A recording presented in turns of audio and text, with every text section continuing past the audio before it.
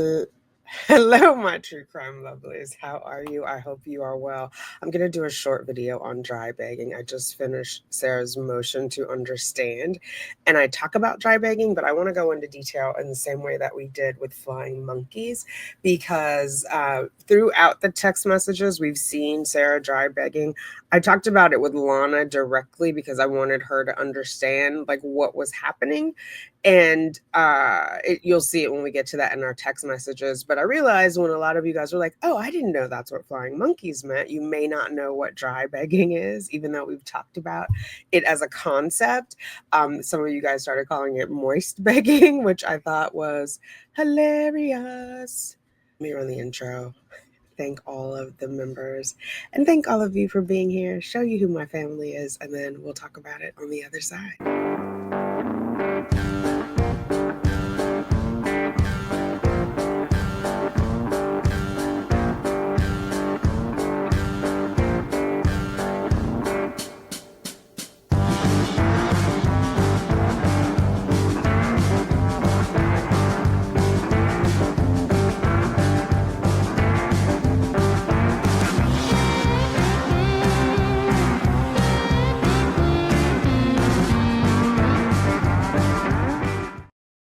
All right, my little sugar bear.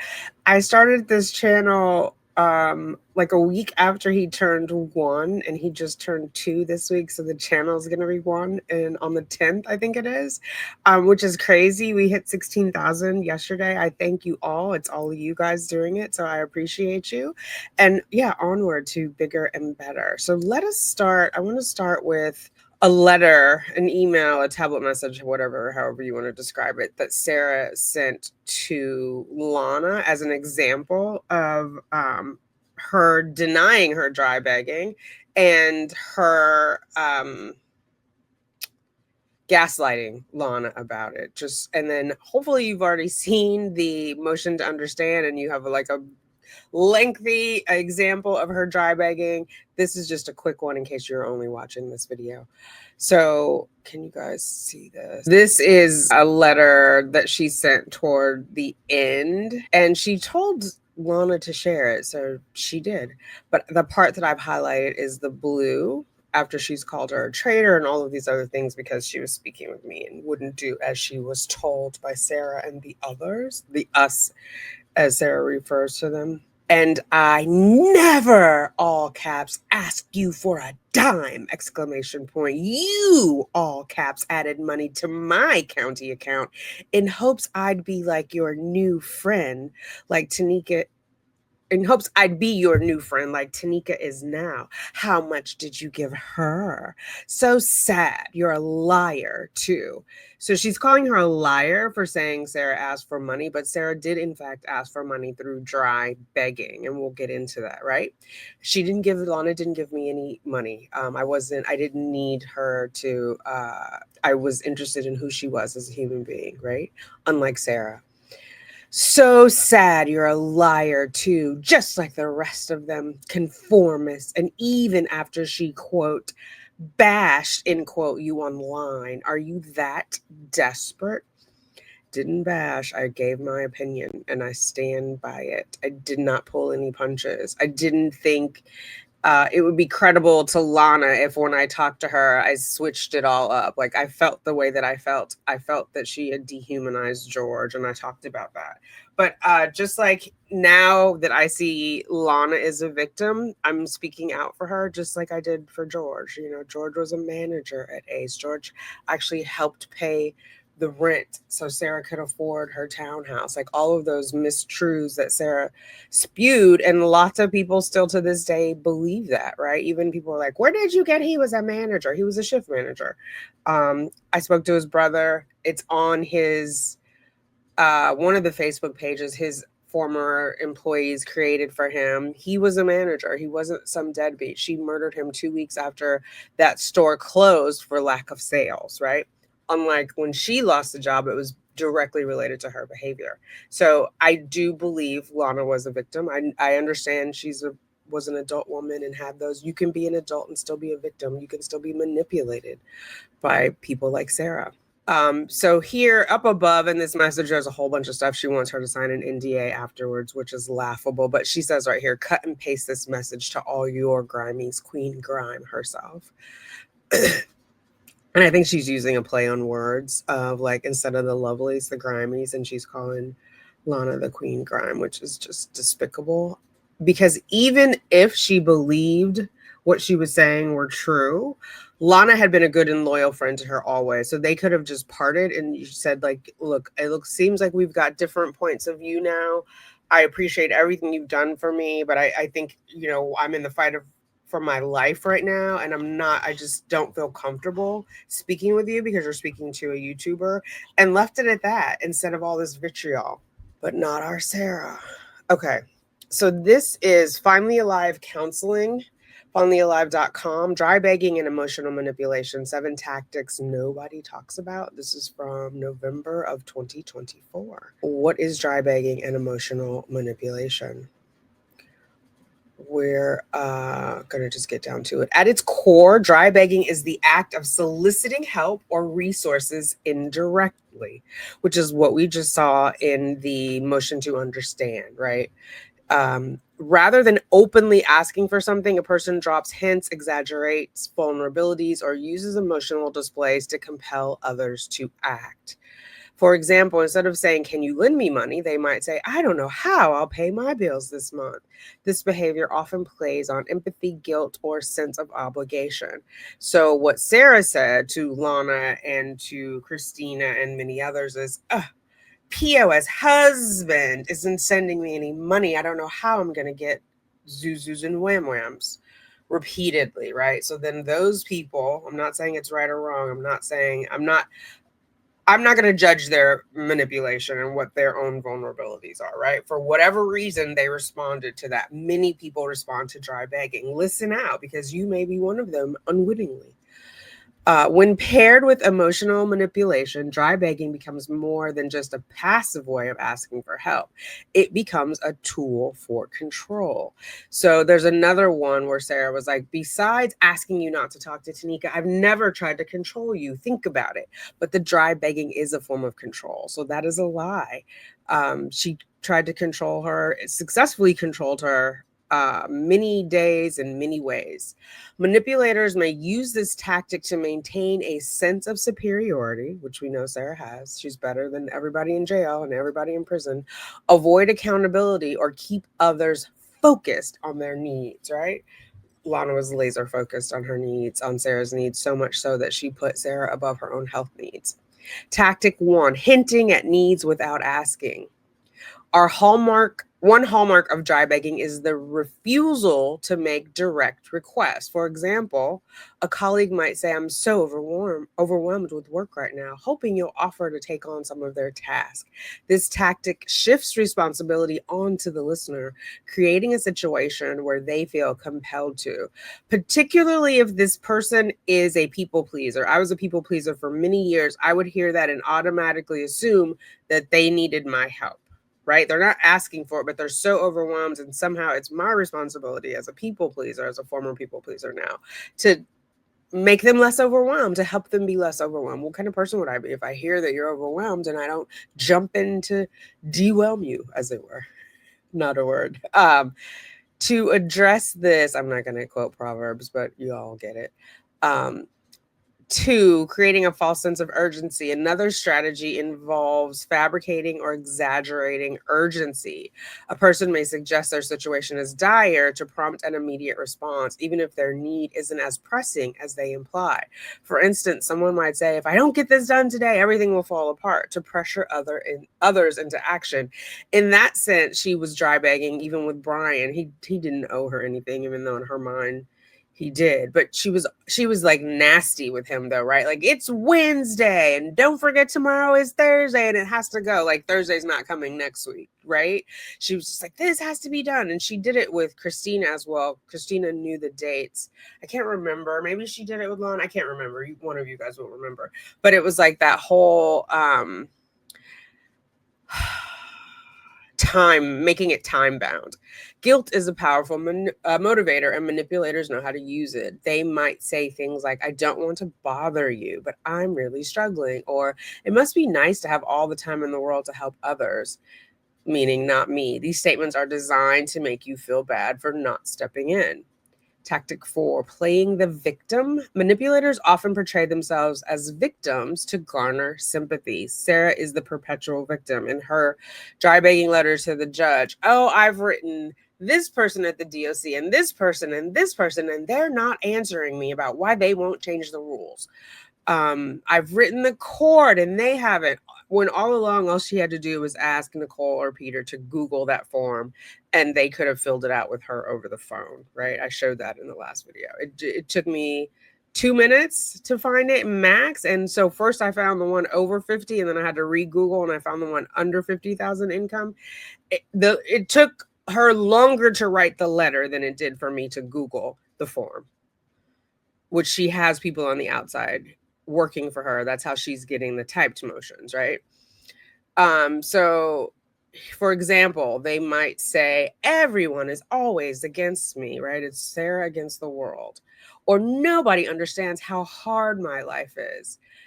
This narrative shifts the focus to their pain, making others feel responsible for easing it. And that's a human thing, right? We don't generally want people to be in pain, or if they are in pain and express it to us, we feel somehow if there's a way we can help them, why not?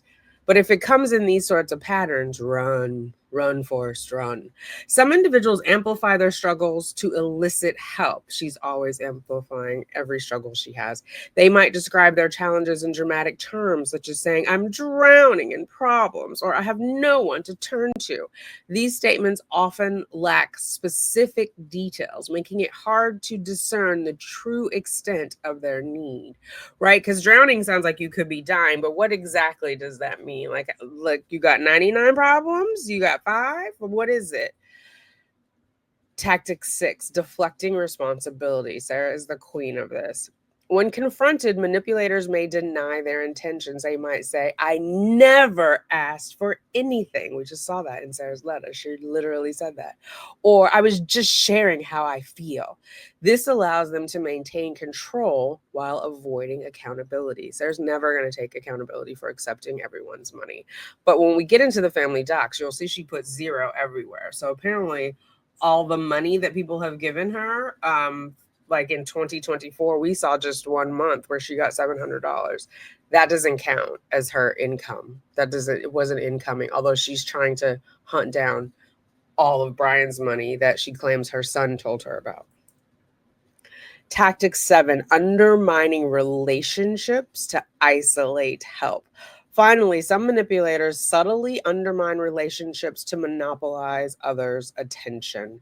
They may imply that others aren't supportive or don't understand their struggles, creating an environment where you feel uniquely obligated to help. There's so many examples. Write down some below examples of Sarah undermining relationships that we've seen in the text messages. So responding to dry begging and emotional manipulation, dealing with manipulation requires a combination of awareness. You got to know what's happening. Boundaries, very important. Most people pleasers have 0 boundaries, speaking as a former people pleaser, and faith. This is faith-based, so they're going to go into that. So there was another one on YouTube. Really quickly, I want to show you a video of the dry begging just so we're all on the same page. Hello everyone, I'm Darren McGee, and today's topic comes from a question asking what is meant by the term dry begging. Now, this is something that can come up in families, relationships, workplaces, social media, sometimes society in general.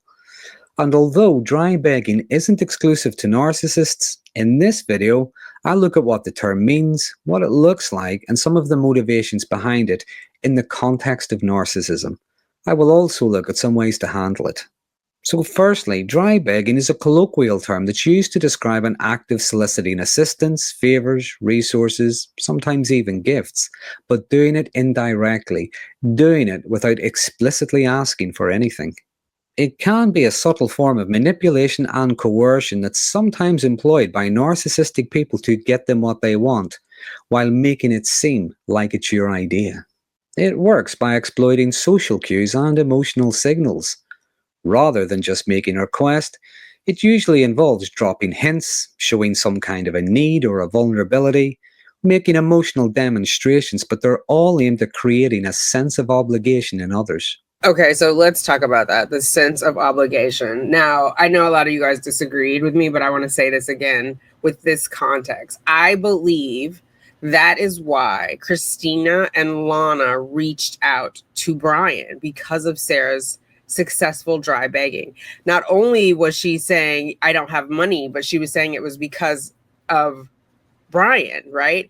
And so I think because they're both people pleasers, they thought, oh, well, I can help her with that. I can help her twofold. I can give her money. And we see like Christina giving her $75 several weeks in a row in addition to packages. Then I can also call Brian because that's the source of all of poor Sarah's problems is if he would only do what Sarah's telling them that he's supposed to do, which was not true, they'll contact him, right? Because in 2024, well, I think, yeah, because Christina and Lana were out, and well, Lana was always out, but in 2024 is when Sarah really started with the dry begging for Brian, and then they started reaching out. Well, we know in 2024, he had no obligation to send that, right? It was stayed as of 22 when he filed the motion to eliminate or reduce. So she's lying to them that he's not sending money. He's not supposed to be sending money per the court. They can't see that because they can't see the family docs. Not that Christina would look, but I think if Lana had access, she would have looked. So that's one of the first things I sent her when I started talking to her. Like, look, he's not required to send her any money. So basically, like, if you're sending her money, it's because you want to, but knock it off with Brian because he's not supposed to be sending her any money. When I first started talking to her, I did not have her text messages. So I probably didn't know that initially, but I knew she was sending her money because I had pulled up the November payments in. So it was like $100-something. But later, Lana said it wasn't all her money. Other people would send her money on behalf of Sarah. They didn't want their name in the public sphere, which fair. Okay, let's get back to him. They try to create situations where other people feel compelled to offer assistance or resources. And this can allow a narcissist to preserve their image, their sense of superiority and entitlement, while they're getting what they want. It's a kind of soft manipulation that typically involves inducing guilt in other people by exaggerating vulnerability. For instance, rather than just asking, could I borrow some money, please? Dry begging could involve, I don't know how I'm going to pay the rent this month. My landlord already hates me and the cat's going to starve.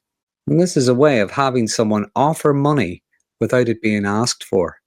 Another example could be, if only I had more time, I would be able to do whatever it is.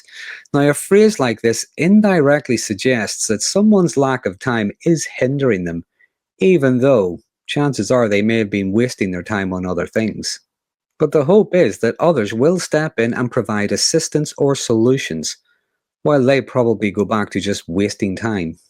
So it works by the narcissist portraying themselves as being in some kind of need or distress, but doesn't actually make a direct request. Instead, they play on their target's empathy and their guilt. Now, some of the motivations behind dry begging include, firstly, as a way to maintain control over their self-image while they're getting their needs, sometimes their demands, met. Narcissists generally have a fragile self-image that they desperately want to protect, and asking for help directly might make them look or feel vulnerable, weak, or dependent. And these are traits they might associate with inferiority, so the dry begging allows them to hint at their needs without compromising their sense of superiority or self-sufficiency. Secondly, it's a form of manipulation and control. If they keep on making open demands, sooner or later, others are just going to say no. So they prompt people to give them what they want by making it seem as if it's their idea. And this preserves the narcissistic person's sense of power and control in the relationship.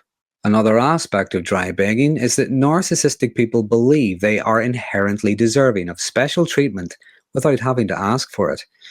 And with this sense of entitlement often comes envy, jealousy, and selfishness. To a narcissist, it's always what they want, how they feel. They always come first.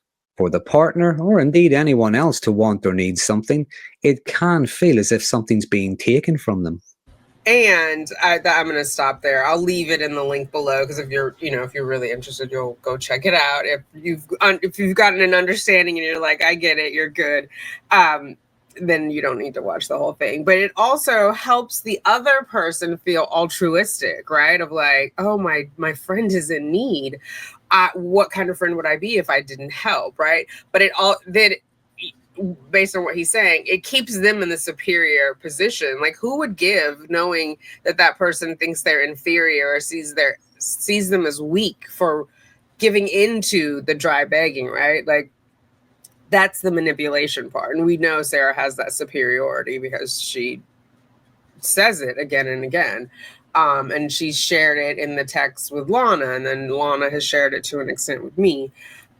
So it's interesting, I think, but I just wanted everyone to be aware of, like, this is what we're talking about when we're saying dry begging. Be mindful of it in your own lives. You know what I mean? Like, if someone doesn't directly ask, leave it at that. Maybe they're just venting and saying like, oh my God, my life is hard. And you can say, hang in there or see a therapist or whatever, but don't offer up your own resources for them, right? What are they doing to help themselves? It's just like, I don't know if you guys have had any addicts in your family. My dad was an addict, and it's you give an inch, they'll take a mile. So it's like you have to get them to be self-sufficient and stand on their own, right? So if someone were to tell Sarah, like, well, focus on your family court case, she would have had to come clean and say, oh, well, I can't really deal with that until after my criminal case is done. And so then that makes the whole conversation about what Brian is or isn't doing moot. He's not her husband. He didn't have an obligation to her to send any money. And so then therefore Christina and Lana would have had to make a decision with more information. Had they pushed back, had they had stronger boundaries, like, do I want to help her even though she has no other source, and she's saying her ex-husband does, but then I'm now finding out he has no obligation. Do I still want to help her? And if they want to, then yes, but do it with all information, right? And not just this dry begging where she's giving you just enough to make you feel like she's a victim, make you feel guilty. How can you not help your friend? That is the manipulation part. And so because I see people like, well, Lana was 50, she shouldn't have been manipulated. Like, who are you to say who should be manipulated or who can be manipulated or not? People pleasers, people with weak boundaries, you could be 80 and still be manipulated. So I'm not saying this to have you, again, I'm not trying to convert anyone to Lana lovers. I'm just trying to advocate for someone that I see as a victim. If it's not your bag, it's not your bag. I get it. I'm just sharing information. Look at my dry begging. I'm just sharing. But really, I think there's a lot of us, and part of that is why we're attracted to true crime. We had trauma in our life. Maybe some of you are like, oh, I never did. Great. You're the exception to the rule. But a lot of us are attracted to it just because, we either have past trauma or we have a dark sense of humor. People who work in like funeral homes or hospitals or even dialysis centers have to have that sense of humor because you're dealing with so much like death and destruction around you. And somehow we find that in true crime. We find the funny in that. Like, I definitely, both situations are true for me. I'm a healing people pleaser. Sometimes I fall back on it. In times of crisis, we fall back on what is comfortable. If you feel like this might be you, there's a great book, Codependent No More. I was going to get that to Lana. It just, time ran out. Sometimes there are patterns within ourselves that these people spot us and we become codependent with them. All right, this is not a psych channel. Go watch Dr. Barry. She'll tell you more detailed, more knowledgeable, more educated things about it. But this is my layperson's journey into getting to know myself and healing myself. So I thought I would share a little bit with you. All right, I'll talk to you guys later. Toodles.